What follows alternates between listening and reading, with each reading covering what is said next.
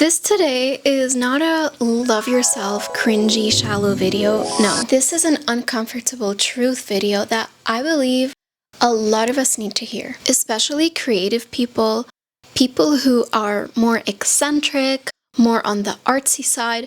I think that a lot of us have a fear of replacement, a very deep-seated one, maybe from childhood, maybe after, maybe it grew into us.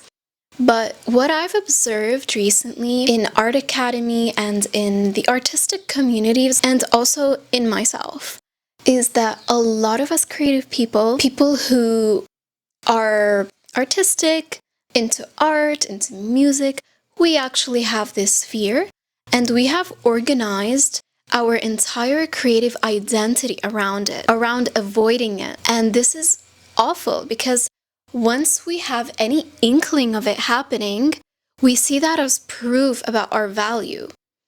And it's really painful. Some people start to run even faster away from it, but it's actually running in circles, really. And some people collapse under the pressure of whenever this fear confronts them in life. A lot of our creative identities are secretly built around, I must be unforgettable. And I know that this video might trigger a lot of people. Mostly my channel is followed and watched by creative people, people who are into art, music, writing. And trust me on this one, you most probably, big chance, have this.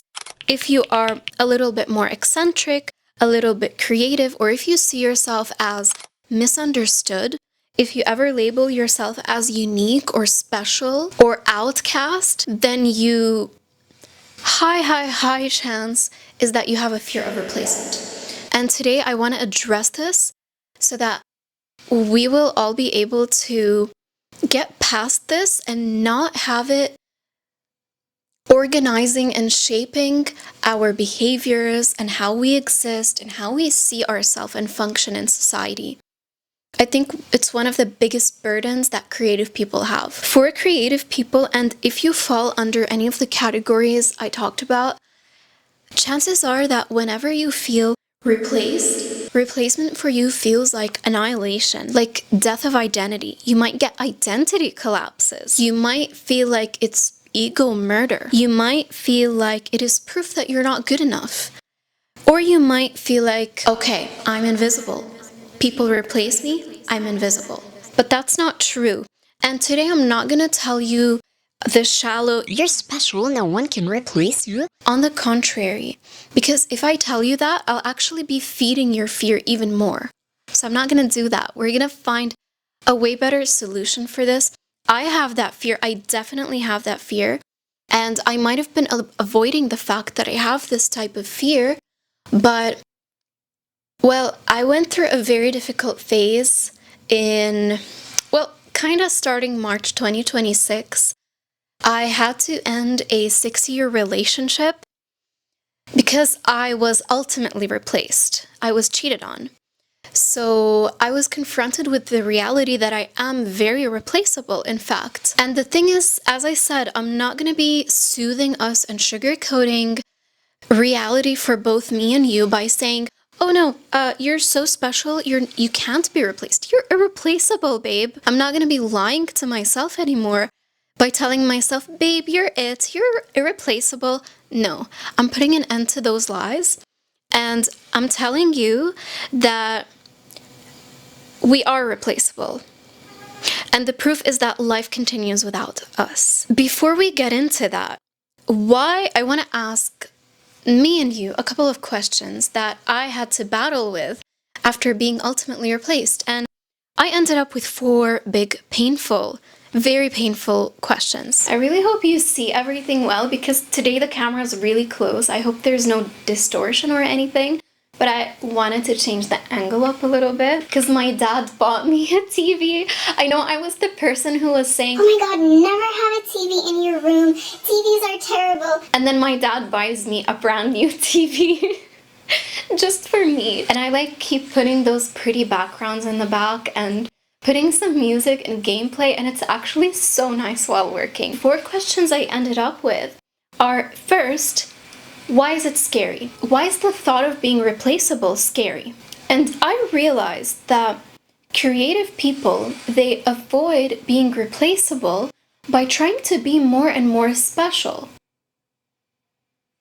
And it's kind of a self-feeding loop. I'm special, therefore I'm irreplaceable. And if you feel slightly irreplaceable, you try to be even more special, even more misunderstood, even more outcast, even more creative and more unforgettable. And it's kind of like an endless chase, to be completely honest. I'm not going to answer those questions fully because I want you to also talk to me in the comments, since we're both in this and struggling with this and we need to find the answer. But by the end of this video, you will actually feel confidence and you will no longer be scared of being replaced. You will at least have most of it resolved. And I promise you that, because I've been grappling with this for months now. And I literally found out the answer. It's like really good, free. All I ask of you is to like and subscribe. That's all.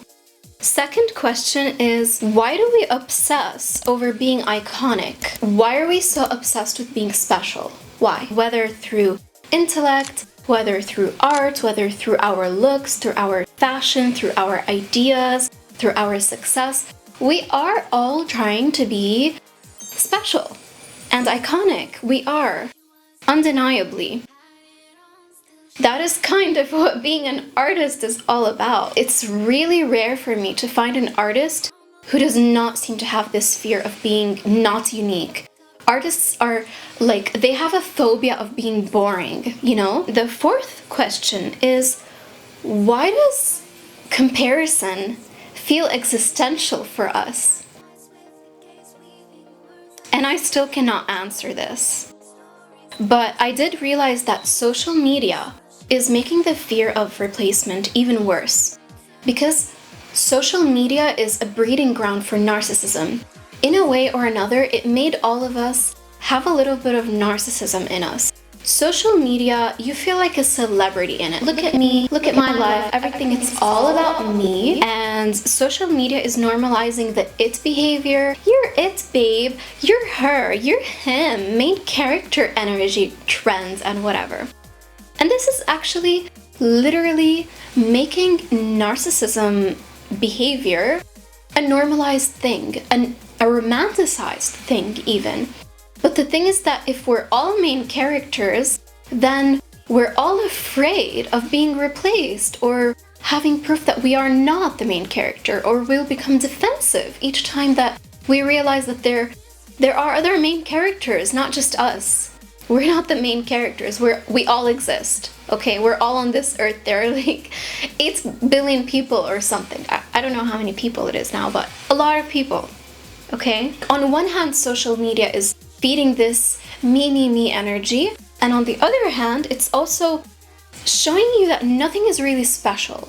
Social media, mass production, you find an amazing, spectacular artist, and then you find another one who has a similar style, and then another one, and then no one ends up being special. Everyone is nothing special because there are just so many. You find a beautiful, handsome guy or model. Okay. Oh, wait, no. This one is more handsome. No. This one is more handsome. No. Look at this one. He's even more. No, this one. Get it? Social media kind of makes you feel like nothing is really special. Everything is endlessly comparable. And it feeds the fear of replacement, and it even creates the fear of replacement in people who did not have it to begin with. So, the point we reached together is that we are replaceable. Even though we are afraid of replacement, we are replaceable. Life continues without us. So imagine that, let's say if you're a girl, you're dating, what's his name? Johnny Depp. Okay, you're dating Johnny Depp. And if you're a guy, what's that girl's name that everyone is obsessed with, and she's like the top prettiest female? Not Amber Heard. The girl who played Harley Quinn. Margot Robbie. There we go. Margot Robbie. So let's say you're dating either Johnny Depp or Margot Robbie. And you love each other. Something happens suddenly. You are each other's entire world. Like, it's a mad loving relationship. And then it ends suddenly for whatever reason. You drift apart, you get in a fight, something happens, you part ways. And the most painful part is that their world continues without you. And that your world continues without them. And this is proof that we are not permanent. Life continues whether we are there or not. Therefore, we are replaceable. But there will never be another like you. The thing is that there will be. The mature realization is that it's a very painful realization, but you are replaceable. But by function, by role, but not by essence. You are replaceable by role and by function, but you are not replaceable by essence. You never will be. That is where you are actually irreplaceable, no matter what happens. Margot Robbie might go date somebody else. She has replaced you by function. Johnny Depp will go find another girl to date. He has replaced you by function, by role, but not by essence. He will not find someone who is exactly like you. Never. He cannot replace your essence, not at all. And I will explain to you why. You will leave this video actually not being afraid of being replaced. In fact, you will welcome being replaced. So the thing is that Johnny Depp and Margot Robbie might build a new life without you. They might get a new relationship. They might get a new apartment. They will go on a new date. They will go on many dates, in fact.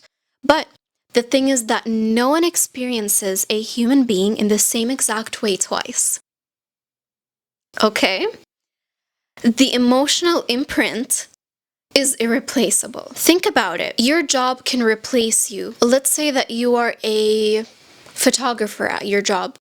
You get out. They'll find another photographer. Easy. There are bazillions of photographers, but not the same as you. Not the same emotional imprint. Not the same work as you. Never. Ever, ever, ever. And you could get a new apartment, but you cannot replace the vibe that you've had in this apartment. Every apartment will have its own vibe that you cannot experience 2 times. Think about your favorite song.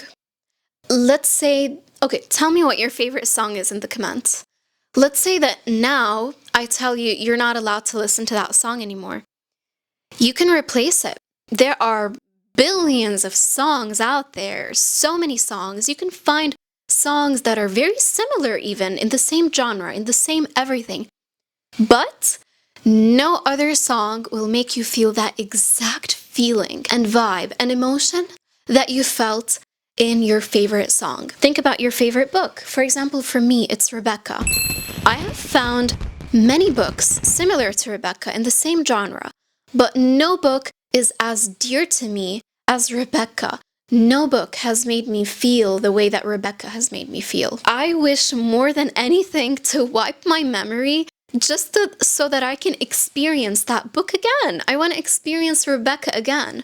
And Rebecca is irreplaceable in my mind and in my soul, and I'll never forget it. I'll never forget how this book made me feel. Spectacular. Maybe sad, maybe nostalgic, maybe uncomfortable, maybe ecstatic, but irreplaceable. With a person, let's say that your best friend has left you, or you have stopped being friends for whatever reason. They can find a new friend. Of course they will. Life goes on without you. You are replaceable. But they cannot ever get the same chemistry that they had with you, the same exact memories they had with you, the same exact consciousness as you, and the same exact feelings as you.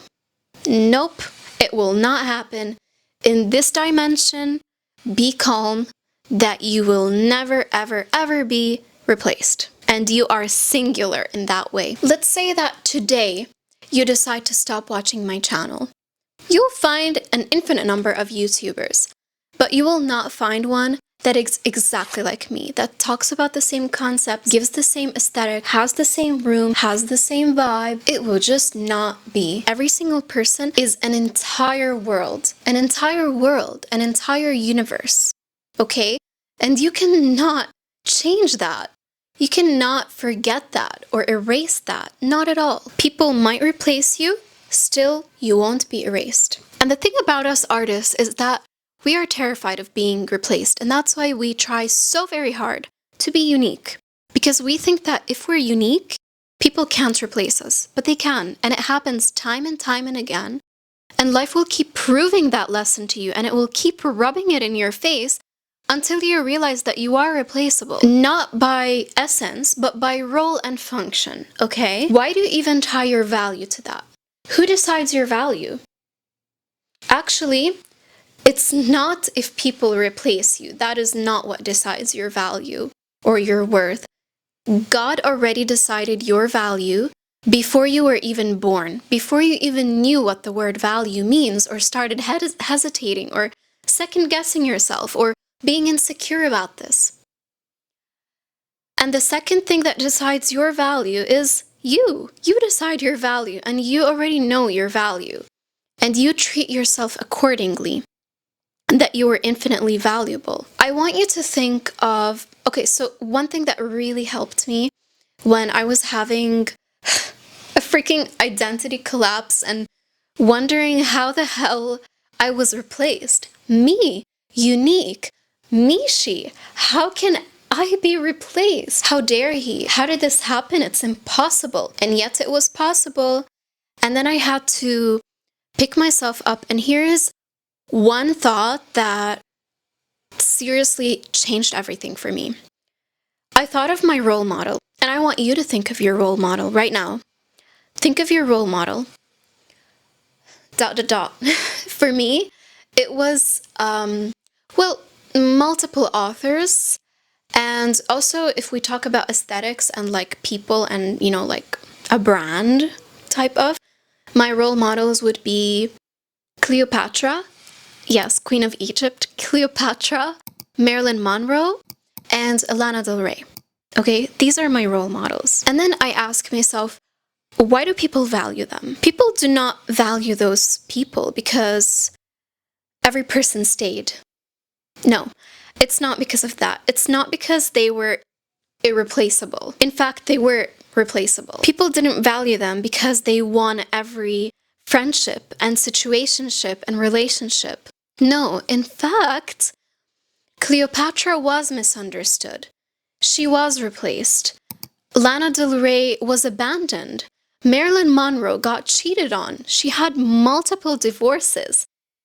Men replaced her. Friends replaced her. People ignored her. Lana got ghosted. And still she is infinitely valuable. And I see her as a role model. And she sees herself as infinitely valuable. Therefore, her value was never tied to her being irreplaceable. Because that's not even a thing.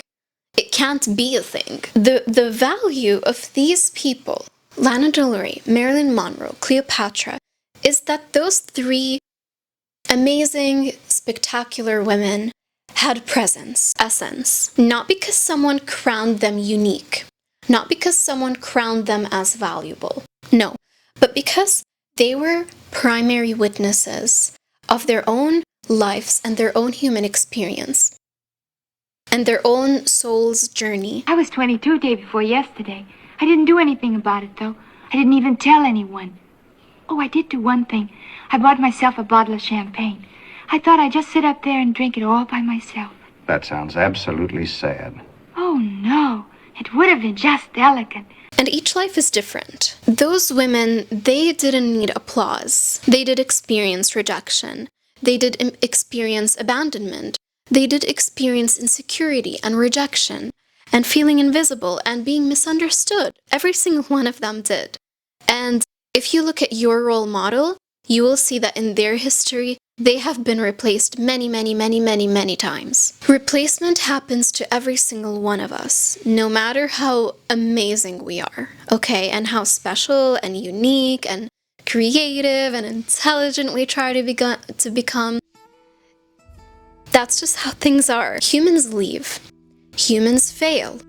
Other people are unstable. Humans just fail each other. Humans can be really unstable, okay? But that really says very little about objective worth. And it would be like a suicide mission tying our worth to the unstable moods of other human beings. Because people take each other for granted. People are very excellent at taking for granted amazing things in their life and losing those things, and even not realizing that they have a diamond in their life and treating it like it's a pebble, okay?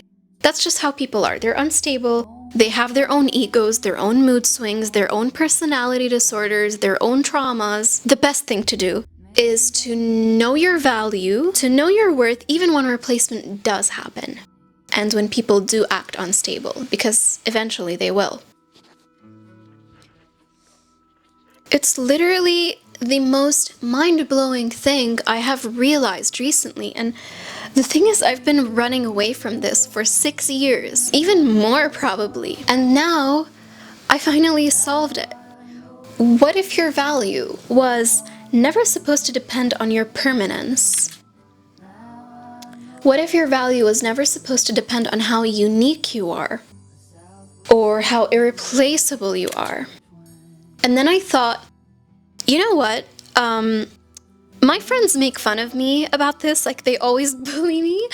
My favorite video game is Sims, okay? It's my favorite game ever. No other game has made me feel the way that Sims makes me feel. It's my favorite. Even within the game, each world I create makes me feel a different way than another world makes me feel. And it's literally irreplaceable. Every time I make a world, its essence is irreplaceable compared to another world. I can make a new world, it's fine, but it's just not gonna feel the same like that one, that first one, for example.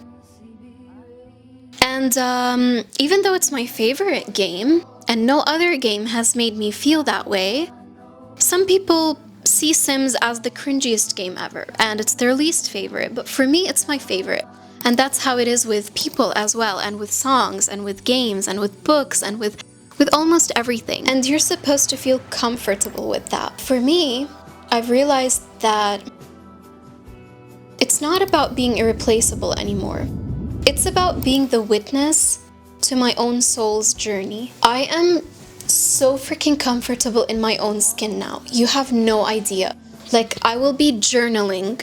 I'm picking up new hobbies, okay? I picked up karaoke and singing, and I just turn on the lights and the music and start a party all by myself in my living room, and I go crazy and I read, do all sorts of, I don't know, like things I never used to do before. Now I don't need applause because I'm the applause. I'm witnessing this spectacular life journey. I'm witnessing, I have the privilege of existing in my body, existing in this unique set of circumstances, in this unique atmosphere of mine, in this unique appearance of mine, in this unique life and essence of mine, and it's simply irreplaceable. Maybe I can be infinitely replaceable by function and role, but my essence is completely singular. And that changed everything for me, honestly. At this point of filming, my camera decided to take a nap. All you need to remember is that you're an entire universe. And sometimes you don't need anyone to witness that, but you're the witness. And you kinda owe it to yourself to do all the things you've dreamed of doing. You're made of layers and multitudes, and if you look within, you'll see that there are landscapes inside of you. If this actually changed something in you, you could, I don't know, send over a matcha latte my way. The link is in the description if you want to do that. I want to leave you with an important calling. I invite you to call all your power back to yourself. By the way, there are millions of YouTubers around, but if you subscribe, you won't lose my essence in an ocean of YouTubers. By subscribing, you make sure to join each other's journeys and never forget. And well, if you do subscribe, see you in my next video, I suppose. Bye.